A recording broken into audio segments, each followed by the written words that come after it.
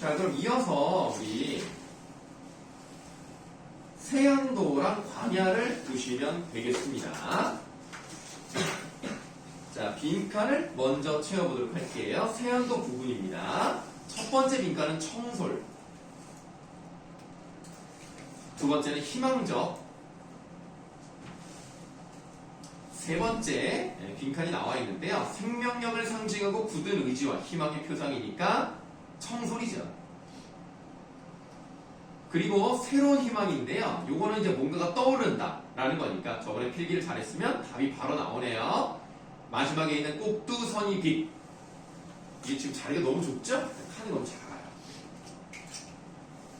다음 4번 표현상의 특징인데요. 두 번째 빈칸이 있네요. 꼭두선이 빛이라고 하는 색깔이죠. 색채 이미지라고 쓰시면 되겠습니다. 색채. 시각적 이미지. 일단은 인정하겠습니다. 시각적도 물론 맞습니다만 조금 더 구체적으로는 색채 이미지. 다음 5번의 답은 희망. 자, 이번에 광야입니다. 광야라는 시는 진짜 너무너무 중요하게 선생님이 말씀드렸었죠. 자, 첫 번째 빈칸은 극복. 3번에 빈칸이 많이 있네요. 일제강점하의 시련과 고통을 의미하는 것은 사연에 나와 있는 눈. 그러나 그렇게 눈이 내림에도 불구하고 꼿꼿하게 버티고 있는 것이 매와 향기가 되겠습니다. 이런 꿋꿋한 의지를 가지고 이 사람이 미래를 준비하기 위해서 무엇을 하느냐? 가난한 노래에 씨를 뿌리죠. 속죄한 모티브가 굉장히 중요했다고 말씀을 드렸습니다. 그 다음에 네 번째 빈칸은 광야. 다음 4번입니다. 과거, 현재, 미래, 시간의 흐름에 따라 시상을 전개합니다. 시간이라고 쓰시면 되겠고요. 이 시간의 흐름을 추보식 구성이라고도 말씀을 드린다. 저번에 설명드렸었어요. 그리고 아까 말씀드렸듯이 그 다음 빈칸은 속죄양, 마지막은 광복.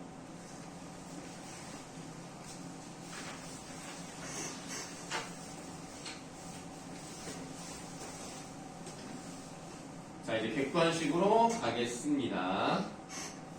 중윤이 차례가 됐습니다. 1번의 답은요? 3번. 좋습니다. 자, 적절하지 않은 건데요. 계절적 배경의 변화를 통해 라고 되어 있습니다. 가에서는요, 계절적 배경의 변화가 없어요. 지금 보시면은 일단 삭바람이라는 말이 나왔단 말이에요. 그러니까 그냥 추운 얘기야. 다른 것들은 딱히 뭐 봄이 됐다가 겨울이 됐다가 이렇지 않기 때문에 과거에는 이랬다가 지금은 이랬다라는 건 있지만 계절적 배경의 변화는 없어요. 다음 2번의 답은 4번입니다. 3번의 답 4번입니다. 자, 그런데 선생님이 설명하고 싶은 건 뭐냐면 내재적 의미라고 했단 말이에요. 우리가 작품을 감상할 때 4가지 방법이 있어요. 이런 것들은 중학교 때도 배워봤을 수가 있겠습니다만 뭘 물어보면 안 배웠다고 하니까 그냥 설명을 할게요. 자, 여기 작품이 있죠. 그럼 작품 안에, 이게 시니까 작품 안에 상징적 의미도 있을 것이고 주제도 있을 것이고 형식적인 특징도 있을 것이고 시적 화제의 위치도 있을 것이고 여러 가지 작품을 구성하는 것들이 있지 않습니까? 그 작품을 구성하고 있는 것, 즉 작품 안에 있는 것, 안에 있다라는 거죠. 안에 있다. 그런 것만 보는 것을 내재적 관점이라고 하고요. 이 내재적 관점이라고 하는 것은 이 작품이 완벽하다는 가정하에 해석을 하는 거예요. 물론 모든 시가 다 완벽할 수는 없지만 가장 좋다, 가장 뛰어나다. 그럼 여기서 왜 이런 걸 썼을까라는 걸 찾아내는 거라서 절대론적 관점이라고도 하는 겁니다. 그러면 내재적 관점이 있으면 반대로 뭐도 있겠어요? 외재적 관점이 있겠죠. 자, 외재적 관점에 3가지가 있습니다. 혹시 뭐가 있는지 알아요? 표현론적 관점이 있어요. 그럼 표현론적 관점은 뭐를 중심으로 보는 거예요?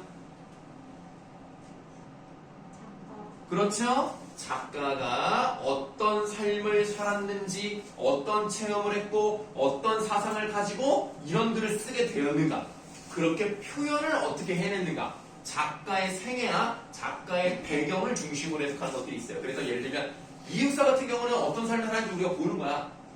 그 사람이 이런 삶을 살았기 때문에 이런 시가 나왔겠구나 라고 생각하는 거예요.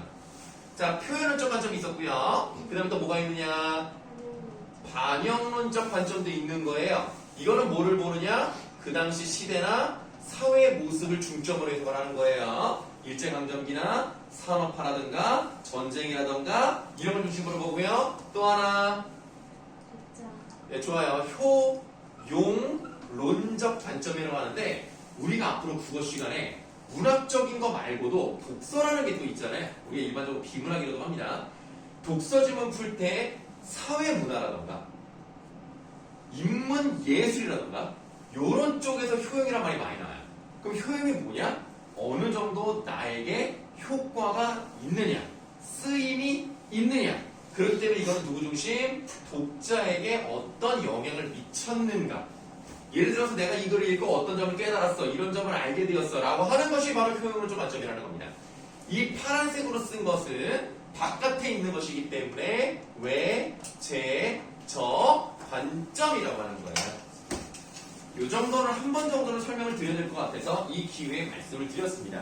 왜냐하면 앞으로 여러분들 고등학교 올라가시면 이런 문제가 좀 자주라고 말할 수는 없습니다. 한 번 정도는 나와요. 예를 들면 어떤 식으로 나오냐면 뭐 내재적 의미의 주목 이렇게는 안 나오고요. 감상 방법이 다른 거 이런 거를 한 번씩 물어봐요.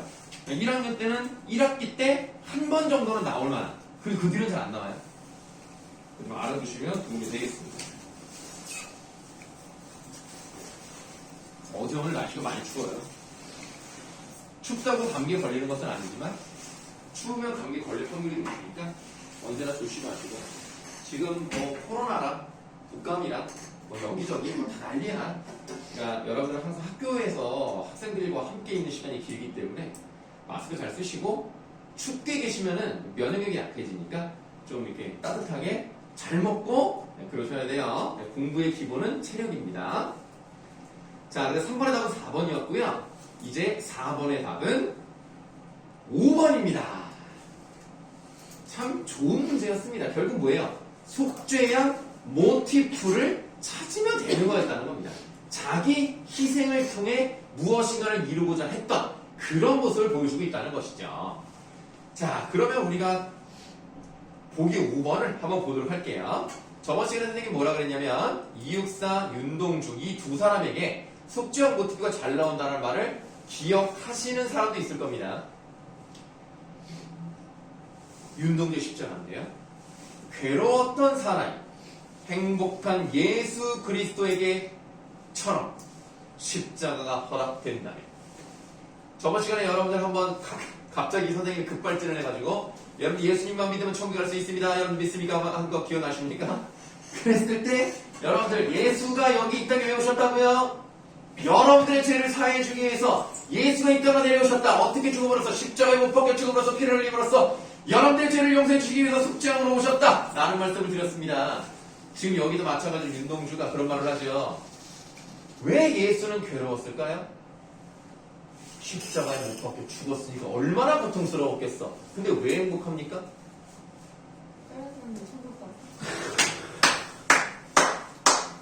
믿음이 출중한 자여 은혜를 받을지어다. 그렇죠? 그러니까 내가 희생함으로써 결국 다른 모든 인류가 천국에 갈 수 있다고 행복한 거야. 그럼 여기 괴로웠던 사람의 행복한 예수 그리스도라는 이 표현에서 우리는 어떤 표현법을 찾아볼 수 있다고요? 저기 속죄양 모티프는 모티프로 끝났고 표현법 찾아보잖아요. 표현법. 이런 표현법 뭐라 그래요? 괴로운데 행복하대. 역설이죠. 그렇죠? 여기 대표적인 또 역설의 하나이기 때문에 이게 말이 안 되잖아. 괴로운데 행복한 사람이 어디냐? 하지만 두 가지 의미가 뭔지 우리는 알아요. 그래서 그 뒤에 있는 이면적 의미를 생각해 볼 수 있다면, 겉으로는 모순되지만 안에 진리가 숨어있는 역설법이죠. 그렇게 행복한 예수 그리스도에게처럼 십자가가 허락된다면 모가지를 들이우고 꽃처럼 피어나는 피를 어두워가는 하늘 밑에 조용히 흘리겠습니다. 그러니까 어두워가는 하늘빛이라는 것은 지금 상황이 좋지 않다는 걸 얘기하는데 그것이 약간 사강적 이미지를 가지고 있잖아요. 근데 그걸 어떻게 하겠대요? 꽃처럼 피어나는 피니까 상승적 이미지가 나타나면서 두 개가 상쇄가 될 수 있죠. 그럼 내가 이런 부정적인 현실도 이겨낼 수 있겠다. 이쪽으로 가는 거죠. 나는 윤동주를 굉장히 좋아하는 이유가 너무 시를 깔끔하게 잘 써요. 자, 그렇다면 여러분들 여기까지 답을 맞춰드렸으니까 질문 있으시면 하십시오. 그 4번에 어디 4번이죠? 지금 4번이요? 네. 거기서 4번 삼지가 네. 무슨 말 하는지. 아, 무슨 말이냐면 이게 남으로 창을 내겠소 라는 시라고 써있네요. 그러니까 남쪽으로 창을 내겠다는 건데 지금 전체적인 내용이 나와있지 않아서 잘 모를 수 있겠습니다만 한마디로 나는 유유자적하게 농사 지으면서 속세를 떠나서 즐겁게 살고 싶어요. 이런 거예요. 그래서 나무로 창을 내겠소. 밭이 한참가리 괭이로 파고 호미로 김을 매지요. 그래서 괭이로 밭을 갈아서 호미로 김을 매다 잡초를 제거하는 거예요. 구름이 꼬인다 해도 갈 리가 있겠느냐? 나는 안 갈 것이다. 그럼 여기서 구름은 좋은 걸까요? 나쁜 걸까요? 나쁜 거죠. 왜냐면 구름이 꼬신다고 해도 갈 리가 있겠느냐 이거거든요. 안 맞는 얘기예요. 그래서 이 구름은 부정적인, 다시 말하면 세속적인 가치를 말하는 거고요. 새의 노래는 공짜로 들을 것이다. 그러니까 버드의 bird song, 공짜로 듣겠다. 그래서 자연 속에서 즐겁게 살아가는 모습을 나타내고 있는 시라고 보시면 되겠습니다. 다른 점이 있으면 하시고요. 질문을 많이 하는 게 좋은 거예요.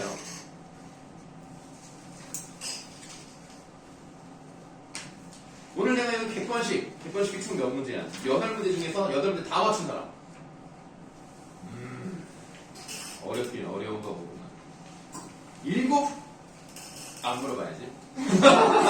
안 물어볼 건데. 알았어. 7개. 아, 2명? 아, 좋습니다. 7개면 뭐 출중합니다. 다 맞기는 원래 어려운 거고요. 이건 뭐 선생님의 생각이긴 하지만 공부를 잘하는 사람도 국어에서는 100점 맞기가 상당히 어렵습니다.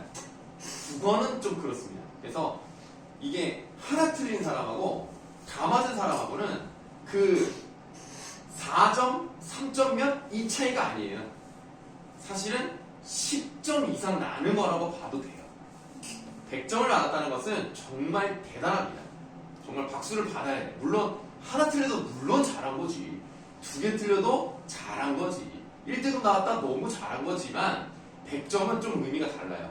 그래서 100점은 잘 나오지 않으니까 여러분들 100점 못 받았어 라고 해서 절대 실망할 건 아닙니다. 여러분들 1등급이 나오기 되게 어렵잖아요. 몇 %까지죠? 4%예요. 근데 여러분들 점점 인원은 줄어들고 학교를 어디 갈지 아직 결정이 안 났겠습니다만 학교에 예를 들면 좀 적으면 선생님이 지금 가르치고 있는 그 학교 중에서 예를 들면 국제고 같은 경우는 좀 인원 좀 적어요. 한 학년에 120명밖에 안 돼. 120명이 4%면 얼마야? 몇 명까지 아니라 대충.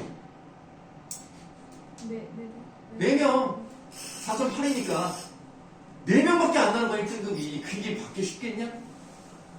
그러니까 인원이 좀 많아서 300명도 되면 12명은 나오는 거잖아요. 12명 안에 들어가는 거랑 4명 안에 들어가는 게 다르단 말이에요. 그러니까 학교별로 인원수가 다르기 때문에 1등급이 진짜 적으면 너무 적어요. 그래서 1등급은 여러분들이 하는 것도 아니고 내가 하는 것도 아니고 하늘의 도우심이 있어야 돼. 하늘의 도우심과 그날의 컨디션과 운이 삼박자가 돼야 그래야 1등급이 나오는 거야. 그래서 선생님은 언제나 뭐라 그러냐면 내가 너희들을 1등급을 만들어줄 수는 없다. 2등급은 만들어줄 수 있다. 그러나 1등급은 내 힘 플러스 너희들의 노력 플러스 하늘의 도움. 1등급 진짜 나오기 어렵습니다. 1등급 나오면 너무 축하하는 거예요. 야, 진짜 대단하다. 정말 잘한다. 여러분들 뭐 1등급만 뭐 인생 성공하는 거 아닙니다. 3등급까지만 받으셔도 괜찮아요. 네. 그러니까 물론 이제 이게 참 우리나라 느낌이 뭐냐면 원래 5등급이 평균이거든요. 5등급이 평균이야. 네. 그럼요. 그 5등급이 50%에서 위아래로 이렇게 있는 거야. 아, 5등급이 사실은 평범한 거라. 근데 우리나라는 5등급 나오면 인생 망한 것처럼 생각해요. 인생 망한 거 아닙니다. 좋은 학교를 못 갈 뿐이에요. 아니, 그건 사실이잖아. 아니, 맞잖아, 얘들아. 아니, 5등급 나오면 사실 좀, 뭐, 수도권 적은 데는 못 가는 건 맞잖아. 그러니까, 현실은 그런데, 인생을 망한 건 아니라고. 그러니까 내가 뭐 예를 들어서 성적 좀 안 나왔어. 아, 내 인생 끝났다. 이렇게 생각하지 마시고, 자기가 어느 분야를 특정하게 잘하면 분명히 그 사람은 잘 살게 돼 있어요. 알겠죠? 공부를 잘해야 성공하는 게 아닙니다. 이제 그런 시대 끝났어요. 실제로 이번에 교육부 장관도 똑같은 말을 했어요. 공부를 잘해서 성공하는 시대는 이미 끝났고, 한 가지를, 특정 분야를 내가 정말 잘하면 그 사람을 이길 수 있는 사람이 없어요. 아시겠죠? 물론 그 특정 분야가 내 적성에도 맞아야 되고 어느 정도 돈이 들어와야 돼. 난 책 넘기는 걸 잘해요.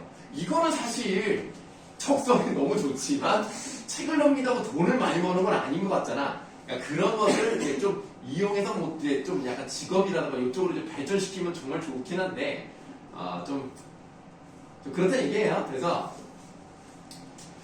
여러분들 그래 니네가 아직은 학생이니까 그 어른들이 평균 연봉을 얼마 받는지 알아? 그냥 뭐 그냥 남자든 여든 나이가 많든 적든 뭐 신입이든 과장급이든 뭐 사장이든 다 합쳐서 연봉 받는 사람 있을 거 아니야? 연봉이 약 4,400인가 500인가 그래요. 그러면 우리가 생각을 해보면 뭐야? 아니 신입사원이요? 대기업 대기업 들어가는 거 말고 그냥 대기업 들어가기 더 어렵잖아. 그냥 일반 그냥 뭐 중소기업 기업도 많이 가잖아요. 그런 데를 가면 연봉이 3천만 원대인 데가 많고 3천만 원도 안 되는 데도 많아요. 그럼 그 사람들이 뭐라고 생각하냐면 야, 난 평균도 못해. 인생 망했다. 아니야. 근데 그게 아니야. 왜냐면 평균을 받는 것도요 힘든 거예요. 여러분들. 고액연봉자가 많아. 몇 억씩 받는 사람들이 평균을 올리는 거야. 얘네들 때문에 여기 있는 사람들이 수도 없이 많은 거야. 사실은 수도 없이 많은데 평균을 내면 여기 있는 거야. 그러면 많은 사람들이 자기는 평균보다 못하는 데서 되게 막 나는 우주야 이러는데 아니야. 그런 거 아니야 얘들아. 알겠지? 항상 자신감을 갖고 나는 내 할 일 잘하면서 산다. 그럼 되는 거야. 알겠지 얘들아? 그러니까 우리 한번 1등급 받아봅시다. 자, 받으면 좋잖아. 받으면 좋잖아. 자, 그럼 우리가 이제 설명은 다 드렸고 이제는 목계장터를 해야 되겠습니다. 우리가 위에 부분에서 상이날 에워싸고 요거를 봤고요. 우리가 이 두 개가 묶여 있다는 얘기는 주제나 상징적 의미나 운율 형성 방식이나 이런 것들이 유사한 경우가 많아요. 그렇지 않으면 완전히 반대되는 그런 게 나올 가능성이 높습니다. 근데 일단 딱 보니까 우리가 첫 번째 하늘은 날더러 구름이 되라 하고 땅은 날더러 바람이 되라 여기저기 돌아다니면서 살아라 하면서 주객전도식 표현을 봤어요. 이런 걸 봤더니 우리가 형식적인 공통점을 벌써 발견했다. 여기까지 수업을 했단 말이에요. 주객전도식 표현이 뭐였어? 저번 주에도 물어봤던 것 같아요. 자, 주체와 객체가 뒤집힌 걸 말합니다. 주체라는 것은 내가 의지를 가지고 내가 어떤 걸 선택할 수 있잖아요. 사실 이 사람의 삶은 내가 선택하는 거야. 자기가 선택을 하는데 마치 자기의 선택을 선택할 수 없는 대상인 구름과 바람이 선택해 준 것처럼 표현하고 있다는 거예요. 주체와 객체가 뒤집혔다는 얘기입니다. 그래서 쉽게 말하면 주체는 나고요. 객체는 내가 아닌 다른 대상이라고 보시면 돼요. 근데 다른 대상이 나한테 이렇게 시켰다고 표현했으니까 주객전도다라고 말씀드렸고 필기를 거기까지 했었고 청룡, 흑룡, 흩어져 비개인 나로 잡초나 일기면 잔바람이 되라네. 여기에서 전설에 대한 설명까지 드렸고 수업을 아닌가? 더 했나? 아흐레까지 했나요? 네. 아 그렇다 맞아. 아흐레 나을 때다 박가분 파는. 그럼 여러분 박가분이 뭐예요?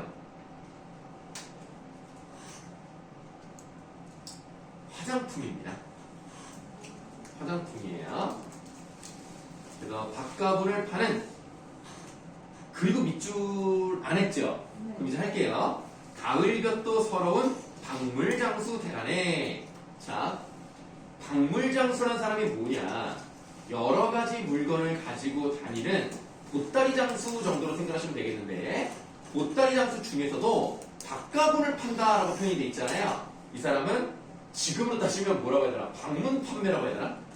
화장품 방판 있잖아요. 그런 것처럼 이제 옛날에는 여자들이 사회활동을 잘 안 하니까 집에 주로 있단 말이야. 집집마다 찾아가서 아이고 뭐 좀 좋은 물건인데 한번 좀 보실래요? 하면서 뭐 화장품을 꺼내서 한번 발라도 보시고 거울도 보여주고 이러면서 이거 마음에 드네 그럼 사야지 이런 거를 했던 사람이라고 보면 되겠습니다. 그래서 시장마다 돌아다니면서 그런 것을 파는 사람인데요. 우리에게 중요한 것은 밥가분과 박물장의 뜻을 일단 알아야 되는 거지만 이 가을볕도 서러운 박물장수라고 했기 때문에 왜 이 사람은 가을볕이 서러울까를 한번 생각해 봐야 된다는 얘기예요. 왜 서러울까?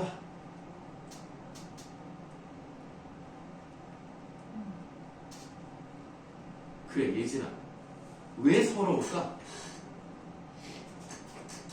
지금 정확하게 나와 있지 않기 때문에 우리는 답은 몰라요. 너의 생각을 한번 들어보고 싶다, 이거죠. 네네네. 한 군데 보내시면 어. 이제 공간에 오. 뭐 예습해 왔어요? 아니요? 근데 그런 느낌 바로 왔어요? 네, 그렇죠. 한 곳에 정착하지 못하고 여기저기 떠돌아 다녀야 하기 때문에 서럽다라는 것을 우리가 추론을 해볼 수가 있겠죠. 떠돌이 장수의 애환, 약간 슬픔.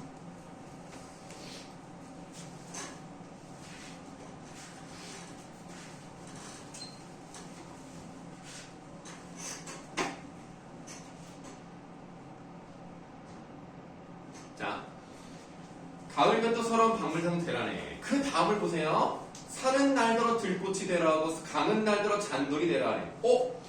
이 문장 구조? 주겠죠. 맞아요. 아니 나중에 주객전도 대박은 되겠는데? 전문가 되겠어. 주객전도 시편이 나왔어요. 그런데 우리가 여기서 뭘 알아야 되냐면 이거 아까랑 똑같은 표현 나왔다. 똑같은 표현이 반복됐다. 문장 구조가 반복됐다. 이거 찾는 거 물론 중요합니다. 1차적으로 그걸 찾아야 돼요. 그런데 우리는 여기서 하나를 더 찾으면 좋겠어. 그거를 보은이가 한번 찾아볼 거야. 자, 보은아. 지금 우리가 주객전도식 표현도 찾았고요. 그리고 똑같은 게 한 번 또 나왔다는 걸 찾았어요. 그거 말고 한 가지 더 중요한 거 찾아볼까요? 이거 되게 어려워서 아마 못 맞출 수도 있고 못 맞출 것 같은데 그냥 한번 물어보는 거예요. 여기서 또 어떤 형식적 특징이라고 할까? 이 시에서 어떤 특징을 찾아볼 수가 있는 거야.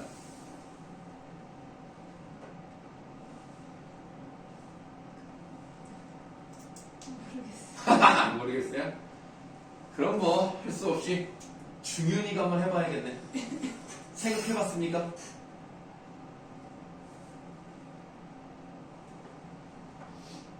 어려워요 진짜. 옆에 있는 거 읽어볼까요? 뭐죠? 읽어보세요 그러면. 사음복권. 사음보. 그거를 얘기하고 싶었던 건 아닙니다. 지금 같은 문장이 그러니까 비슷한 구조를 가진 문장이 한 번 더 나왔다. 라는 것은 가을볕도 서러운 박물장소 대란에까지가 하나의 세트가 되는 거고요. 그 다음에 두 번째 세트가 나온다는 것을 의미하는 거예요. 첫 번째, 두 번째 세트를 왜 굳이 얘기를 하냐면, 자, 이제 내용 읽겠습니다. 산설이 맵차거든 풀 속에 얼굴 묻고 물려울 모질거든 바위 뒤에 붙은 아이. 이렇게 돼 있거든요. 그럼 지금 여기서 뭘 얘기하고 있는 것 같아요? 산하고 강이 나한테 뭘 하라는 것 같아?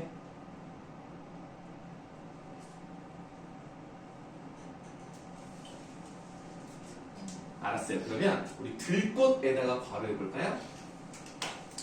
잔돌에다가 괄호 해볼게요.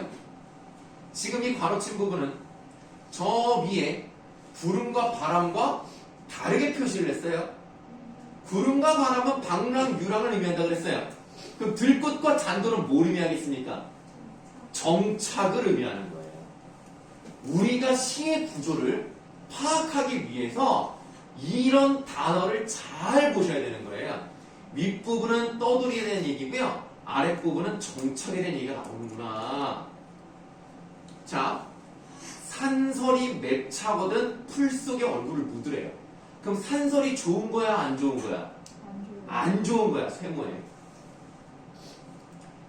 문장 구조가 비슷하면 그 다음에 나오는 것도 비슷하다고 볼 수 있다 그랬는데 물여울도 똑같이 세모 치면 돼요. 물여울은 그냥 여울이라고 해서 물이 좀 빠르게 흐르는 구간을 말합니다. 거기가 모질면 바위 뒤에 붙으래요. 이 글은 방랑과 정착 사이 그 어느 쯤입니다. 그래서 민물새우 끌어넘는 토방툇마루 석삼년에 한 이래쯤 천치로 변해. 얘들아 석삼년이면 몇 년이냐? 30? 아 30년 아니고요? 아 몇 년? 뭐 일단 30 아니고 3년 아니고 아니 4년 아니고 아니 석삼이라고 써있잖아. 석삼. 아 아 5년 그 다음에 또 6년? 계속 하나씩 늘려가는 거 아니야? 맞추려고? 석, 삼, 석, 삼. 33년? 아이고! 40. 9년이에요, 9년. 3, 3은 9니까. 그냥 알아두세요. 네. 9년에 한 2일에쯤. 자, 2일가 며칠이라고 그랬죠? 7일, 7일. 그래서 한 9년 정도에 한 일주일 정도는 그냥 바보 천치로 살고 싶다는 얘기야. 왜? 삶을 다 잊고 살고 싶은 소망이 나타나 있는 거야. 그래서 한번 이렇게 써볼게요.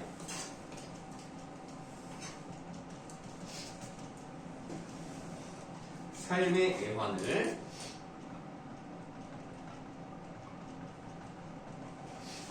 잊고 싶은 소망이 나타나 있습니다.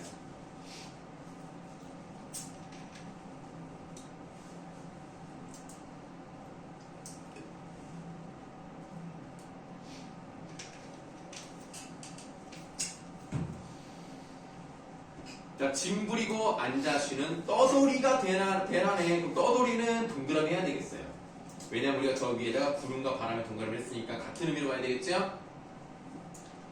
그게 지금 구조가 어떻게 되냐면 떠돌이, 정착, 떠돌이. 그래서 두 줄 남았어. 하늘은 날더러 바람이 되라 하고 산은 날더러 잔돌이 되라 하네. 그럼 어떻게 끝났어? 바람과 잔돌이 두 개가 나오면서 끝났잖아. 그럼 이게 뭘 보여주는 거야?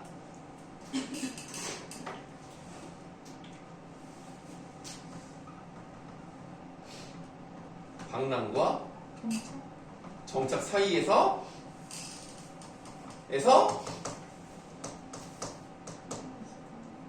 아니 봐봐, 이게 주객권 전도식 표현이라며.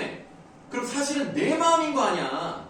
얘네가 시키는 게 아니라 내 마음이 지금 어떻게 되는 거야? 갈등.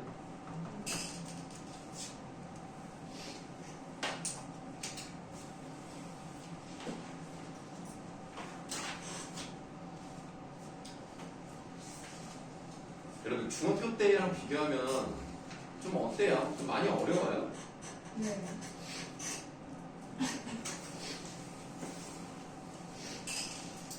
그럴 수 있어요. 그러니까 여러분들이 선생님이 수학에 대해서는 좀 잘 모르긴 하지만 수학의 난이도를 우리가 그래프로 그려본다면 나는 이렇게 생각합니다.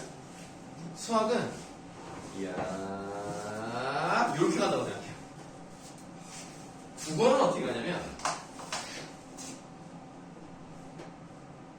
자 뚱, 야 뚱 이런 식으로 간다고 생각합니다. 수학은 점점 어려워 아예 포기 약간 이런 느낌이거든요.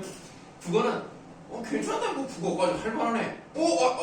좀 어려운데 좀 노력해. 좀 됐다. 이런 느낌이야. 그래서 지금 여러분들이 여기에 있는 거라고 생각합니다. 이게 지금 중학교 과정이라면 고등학교 과정이 갑자기 뛰어요. 알아야 될 단어도 많고 이 시를 해석하는 것도 중학교랑 달라요. 뭔가 되게 막 뒤에 있는 거 가지고 막 끄집어내가지고 막 열어가지고 제껴가지고 막 따다다다다 이런 느낌 아닙니까? 그래서 지금 여러분들 여기 있는 거고요. 선생님이 그래도 한국사를 오래 했는데 니네 인생보다 이렇게 나이가 나오니까 인생보다는 적다고 할게요. 어쨌든 그러니까 그 정도 하는 걸 보면 항상 다 비슷합니다. 다 여기에서 힘들어해요. 근데 여기를 잘 기어 올라가면 여기서부터는 어느 정도 또 할만합니다. 그래서 여러분들이 그 턱이 있어요. 이렇게 문학을 처음 할 때 어려워. 아 진짜 너무 어렵다. 그리고 문법 할 때 진짜 너무 들어간다. 그게 내가 여러분들 괴롭히는 게 아니야. 실제 학교가 그렇단다. 그러니까 다 어려운 것이다 라고 생각을 하시고 그냥 마음 편하게 하세요. 내가 지금 이거를 내가 이제 질문을 넣어서 대답을 못한다고 해서 성적이 나쁘게 나오는 거 아닙니다. 지금은 당연히 그런 거예요. 야, 애기들이 보통 언제부터 말을 하냐? 뭐라고? 3살부터 말을 한다고요? 4살? 아 여보세요. 아니 아무리 그래도 말은 12개월이면 다 해. 그냥 말이에요? 말, 아이 엄마 그 정도 말이야. 아이 그 정도. 네, 12개월이 이제 그냥 일반적인 거고 더 빨리 말하는 애들 특히 여학생, 그러니까 여자들이 더 빨리 말해요 남자보다. 언제부터 컸습니까? 그럼 2살. 개월수로 말할까요? 21개월. 아유 너무 늦어요. 21개월이면 조금 18개월. 걱정해요. 18개월? 18개월이요? 네, 우리 애 같은 경우는 13개월에 걸었어요. 우리 애가 조금 걱정스러웠거든요. 왜냐면 원래 이게 다 단계가 있어요. 처음에는 뒤집기를 하죠. 뒤집어요. 이제 그러면 애가 한 번 맞들면 맨날 한다. 그것만 하고 있다. 그러다 이제 애가 뒤집기를 하다가 이렇게 돼가지고 이렇게 막 킥킥거리는 경우도 있고. 그래서 이게 뒤집기를 해. 그 다음에 이제 뭐를 해? 배밀을 해요. 배밀이. 막 이렇게 막 기지는 못하고 막 이렇게 하는 거 있지? 이렇게 해. 그 다음에 이제 약간 이렇게 가. 그 다음에 이제 이거 있죠. 이렇게 가는 거 있죠. 그걸 한 다음에 일어서요. 그리고 이제 걸어요. 이게 또 단계가 있어요. 근데 우리 애는 좀 걱정이 됐던 게 뭐냐면 배밀이까지는 했는데 이게 안 되는 거야. 원래 어느 정도 해야 되는 거지. 그 정도 개월이 되면 이게 안 되니 걱정이 되니까 대학병원까지 갔어요. 대학병원에 갔는데 보더니 아무 문제가 없다는 거야. 그럼 얘한테 어떤 동기가 돼야 되는 게 있을 거 아니야. 니네 그 계란볼이라고 그 일본 과자 그 동그란 요만한 동그란 거 있어요. 애가 그걸 좋아했어. 그래서 바닥에다 깔아놓고. 애가 이렇게 있으면 여기다 하나 이렇게 깔아놓은 거야. 그럼 애가 먹으려고 딱 그래서 이렇게 갔어요. 그리고 이제 우리가 점점 애가 멀어지니까 나한테 이렇게 던지면 애가 거기까지 막 가서 주워 먹고 좀 그런가? 그때 막 그렇게 해서 애가 이제 잘하는 거야. 근데 우리 애는 이게 없었어. 이게 없고 여기서 바로 일어났어. 그래서 좀 약간 의외였어요. 바로 일어났어. 그래서 우리가 단계가 다 있어요. 이 단계별로 가면 됩니다. 단계별로 가는 게 힘들 수도 있고 어떤 애들은 빨리 할 수 있어. 다음으로 넘어갈 때가 힘든 거야. 기다가 걷는 게 힘들고 걷다가 뛰는 게 힘든 거예요. 하지만 한 번 뛰잖아요? 그럼 잘해요. 여러분들이 여기에서 힘들 수는 있지만 잘 견디시고 선생님이 나름의 노하우가 있지 않겠습니까? 여러분들 어떻게 해석하는지를 잘 알려드릴 테니까 잘 따라와 주시면 되는 거예요. 왜 그래? 자기가 불편해? 가람이가 키가 크구나. 그래. 알겠어. 그러면 쉬는 시간 갖고